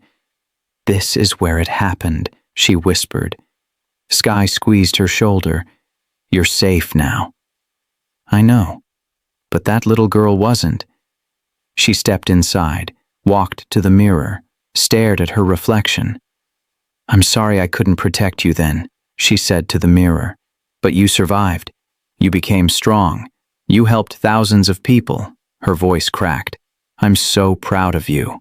Sky stood in the doorway crying. Elowen turned around. "I'm ready to let this go." "Are you sure?" "Yeah, I've carried it long enough." They walked to the garden, to the oak tree where everything began. It was bigger now, stronger. "This tree survived too," Elowen said, "just like you." They sat under it one last time. "Remember the first time we sat here?" Sky asked.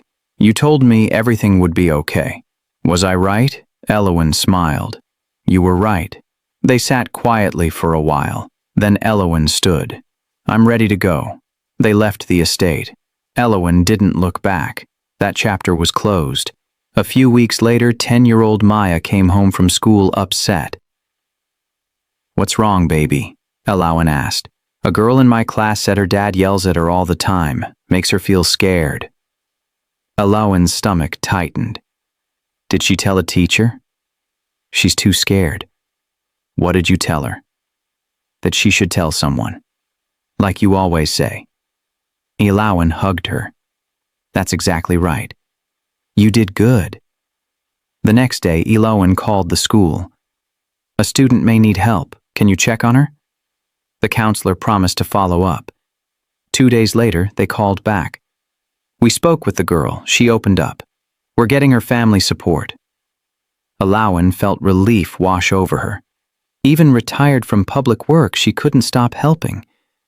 That year, Maya asked about Elowen's scars. They were in the bathroom. Elowen was brushing her hair. Mommy? What are those marks? Elowen paused. She'd known this day would come. When I was little, someone hurt me. These are the marks left behind. Does it hurt now? No, baby. Not anymore. Who hurt you? Someone who was supposed to take care of me. But my friend Auntie Sky helped me, and now I'm okay. Maya touched the scars gently. I'm sorry that happened. Me too, but I'm okay now, and I make sure it doesn't happen to other kids. That's why you help people? Yes. Maya hugged her. You're the best mommy. Elowen cried happy tears. You're the best daughter. At 38, Elowen received unexpected news. Miss Calvera had died in prison. Natural causes. Elowen stared at the notification. She didn't know how to feel. She called Sky. Miss Calvera died. How do you feel? I don't know. Sad, maybe. But also, nothing. That's okay. You don't owe her anything. Not even your feelings. I think I already forgave her years ago. Not for her. For me. That's powerful. That night, Elowen wrote in her journal for the first time in years. Miss Calvera died today. I thought I'd feel something big, but I just feel free. She was sick, broken, and she hurt me. But I'm not defined by what she did. I'm defined by what I became after. She closed the journal. Felt lighter somehow. The foundation celebrated 25 years. 25,000 children helped. The celebration was huge. International guests, government officials, survivors from around the world. Elowen gave a brief speech. 25 years ago, a 7-year-old girl saw me hurting. She refused to look away. That changed everything. Not just for me. For thousands. She looked at 36-year-old Black American Sky. Sky, come up here. Sky looked surprised but joined her on stage. This foundation exists because you cared. You're the real hero of this story. Sky shook her head. We're both heroes. We saved each other. They hugged while everyone clapped. That night they sat on Elowen's porch. 25 years, Sky said. We were so young. We still are. Elowen laughed. We're almost 40. Exactly, still young. They watched the stars. What do you think 40-year-old us will be doing? Sky asked. Living, loving, helping. Same as now. Sounds perfect. It really does. Maya came outside. Mommy, can Auntie Sky stay over? Of course. Maya climbed between them. I love you both. We love you too, baby. They sat together under the stars. 3 generations of love, of healing, of hope. And Elowen knew everything had been worth it. Every hard moment led here, to peace, to family, to home. At 40, Elowen woke up to a special surprise. 38-year-old Black American Sky had organized a celebration. Not for Elowen's birthday, but for 32 years of friendship.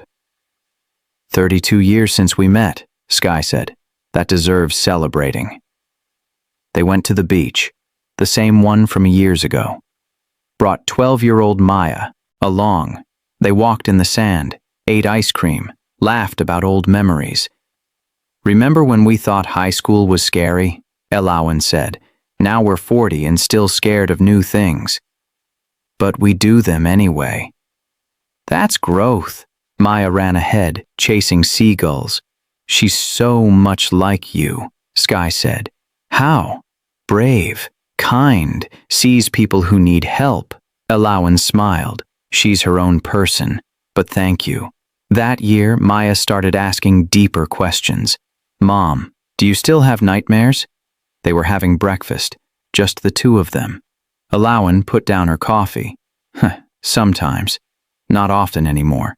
"What do you do when you have them?" "I remind myself I'm safe now, that it's just a memory, not happening anymore." "Does it work?" "Usually, and if it doesn't, I talk to Dad or Auntie Sky." Maya nodded. "My friend at school has nightmares. Her parents fight a lot. That must be scary for her. I told her she could talk to me, like you talk to people." Elawan's eyes filled with tears. "That's beautiful, Maya. You're being a good friend. I learned from you." At 42, Elawan wrote her third book, Full Circle, Reflections on Healing. It was about the journey from victim to survivor to thriver, about forgiveness, not for abusers but for yourself, about building a life worth living. It became her most successful book yet. One review said, "Elawan Vale doesn't just tell you it gets better, she shows you how." Schools added it to reading lists, therapists recommended it to clients, support groups discussed it. Elawan did a small book tour, just 5 cities. At each stop, survivors came, shared their stories, thanked her. One woman said, "I read your first book 20 years ago when I was 12. It saved my life. Now I'm a therapist helping kids like me." Elawan hugged her. "That's the goal. Pass it forward." At 43, Ariston got sick. Nothing serious, but it reminded everyone he was aging. "I'm 75, he said, "not immortal." "Don't talk like that," Elawan said. "I'm just being realistic. I want to make sure everything's in order."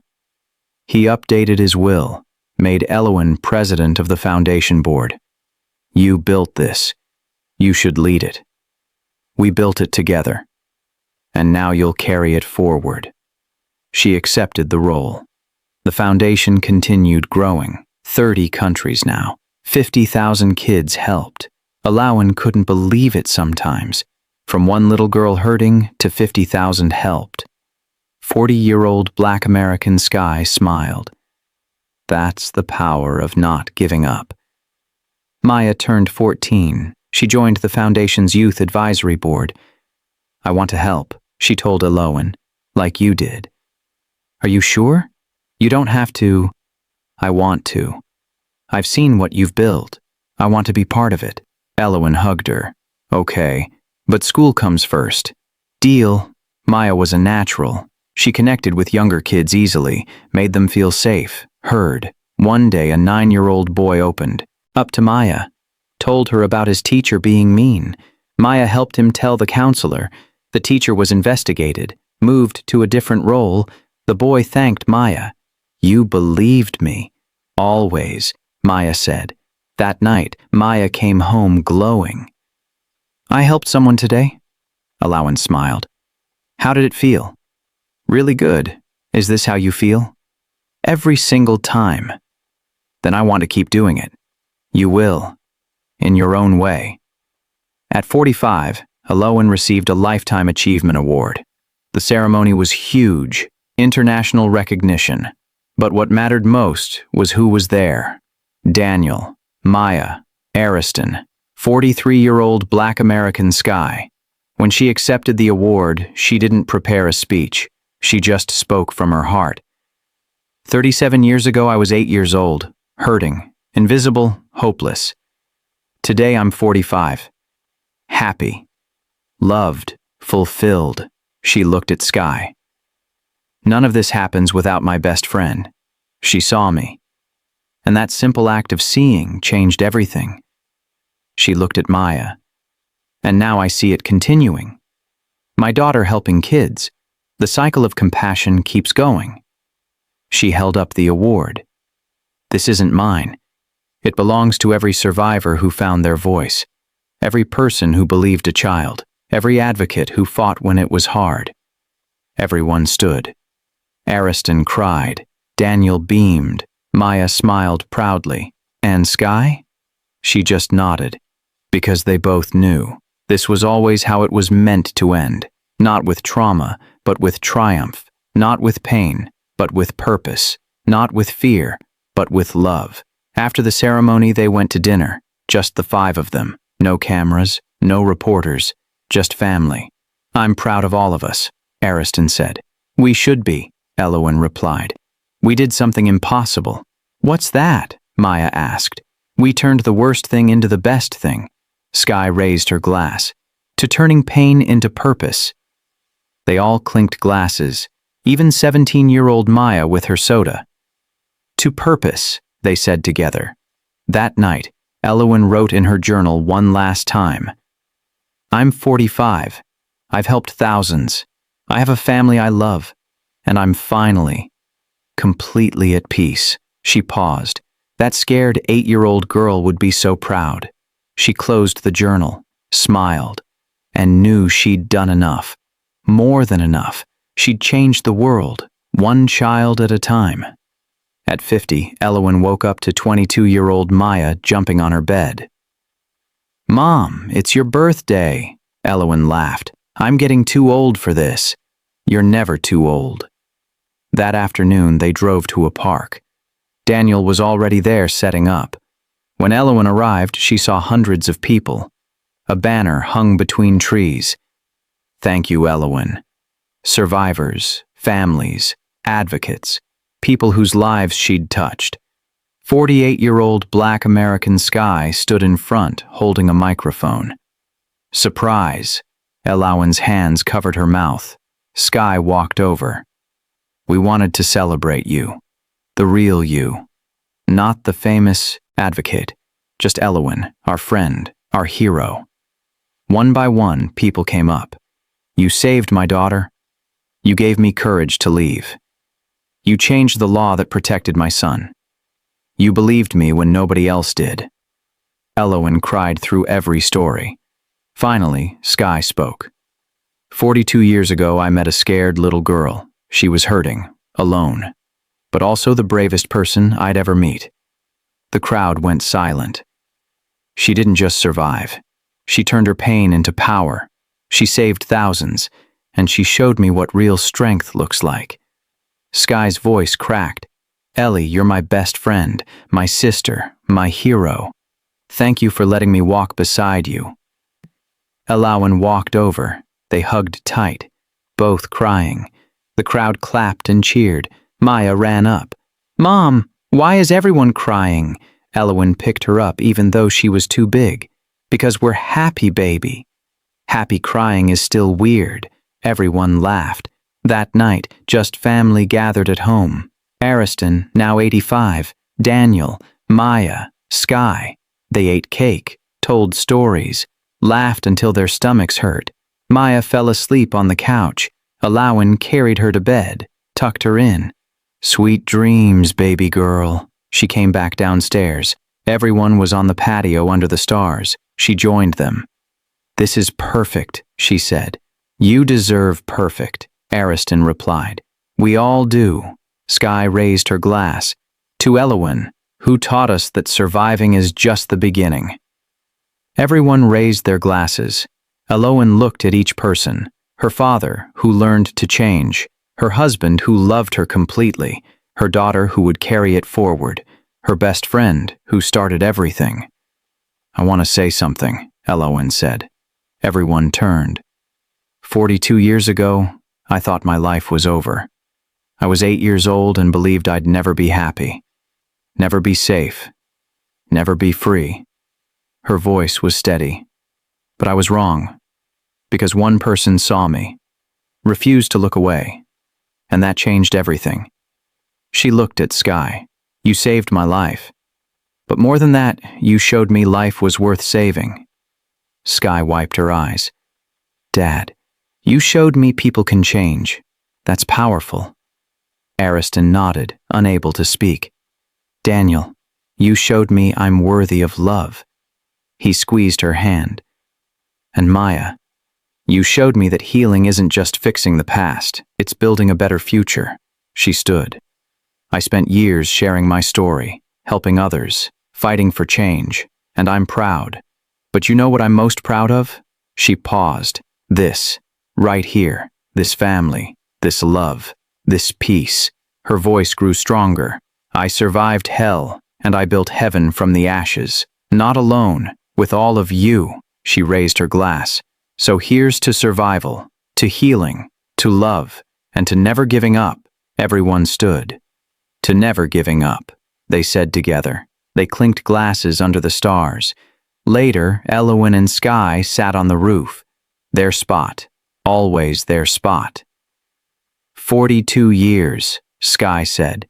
Feels like yesterday and forever ago. Do you ever think about that day, when I first saw you? Every day. Do you wish it had been different? Elowen thought. I wish I hadn't been hurt, but I don't wish we never met. You're the best thing that ever happened to me. Same. They sat quietly. What do you think little Elowen would say if she saw us now? Sky asked. Elowen smiled. She'd say, we made it. We did more than that. We thrived. Sky leaned her head on Elowen's shoulder. I'm proud of us. Me too. Below them, the house glowed warm. Family inside. Love everywhere. Elowen closed her eyes. She'd spent so many years fighting. Now, finally, she could rest. Not because the work was done. It would never be done. But because she'd done enough. She'd proven that broken things can heal, that pain can become purpose, that one person caring can change a life. She opened her eyes, looked at the stars, whispered to the 8-year-old girl she used to be. We made it. We're safe. We're loved. We're free. Thank you for holding on. Thank you for surviving. I'm so proud of you. A shooting star streaked across the sky. Elowen smiled. Ready to go in? She asked Sky. Yeah. They walked downstairs together, into the warm house, into their family, into their life. A life they built together, a life worth every battle, a life filled with love. And as the door closed behind them, one truth remained. Survival is powerful. Healing is possible. But love? Love is everything. Always.